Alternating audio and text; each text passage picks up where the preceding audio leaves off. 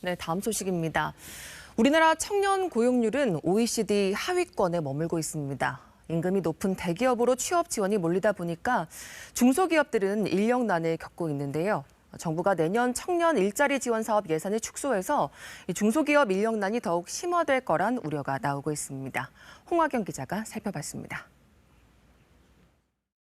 우리 경제의 활력을 이끌어가는 주체, 만 15살에서 29살 청년들입니다. 학교를 막 졸업하고 한창 취업 전선에 뛰어들죠. 지난달 청년 고용률을 볼까요? 46% 수준으로 경제협력개발기구 OECD 국가 평균에 못 미칩니다.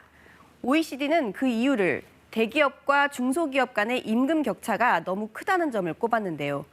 임금이 높은 대기업 취직을 목표로 취업 준비 기간이 길다 보니 고용률이 저조하다는 겁니다.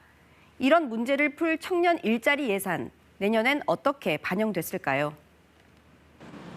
이 청년은 한 IT 중소기업에 다니고 있습니다. 임금이 높은 직장을 알아보려다 청년 내일 채움 공제를 보고 중소기업 취직으로 방향을 바꿨다는데요. 200만 원 정도 되는 월급이 만족스럽진 않지만 대안을 찾은 겁니다. 이거를 신청해서 이제 하면은 급여 문제는 그걸로 좀 충당이 된다 생각했고 우선 빨리 입사를 해서 경력을 쌓는 게 더 중요하다고.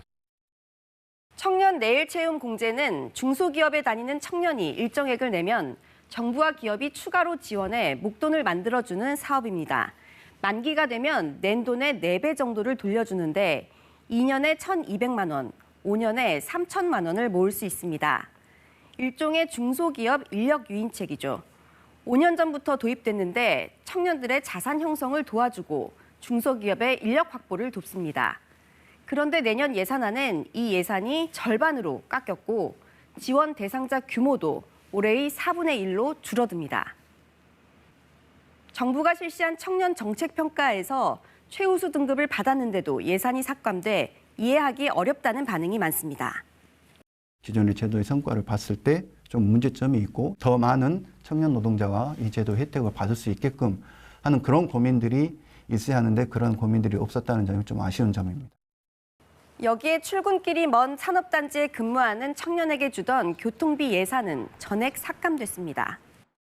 택시나 지하철, 버스 이용하기도 더 편해졌는데 이게 사라진다 하니까 적금을 줄여야 할지. 정부는 청년 고용률이 높아진 점을 감안해 지원기업 규모와 업종을 축소하기로 했다고 밝혔는데요. 하지만 OECD는 OECD 평균에 못 미치는 우리나라의 청년 고용률을 더 높이는 게 우선 과제라고 지적했습니다. 이런 상황에서 청년 예산 감축은 시기상조라는 분석들이 나오는데요. 중소벤처기업부의 조사를 보면 공제에 가입한 청년의 평균 근속 기간은 4년 3개월로 청년층 평균 재직 기간보다 2년 이상 길 정도로 정책 효과를 톡톡히 가져왔습니다. 새롭게 편성된 청년 예산이 있기는 합니다. 청년 도약 계좌라는 건데 3,500억 원 규모로 편성됐습니다. 한 달에 최대 70만 원씩 5년 동안 내면 정부 보조금과 은행 이자까지 더해서 최대 5천만 원을 마련해 준다는 겁니다.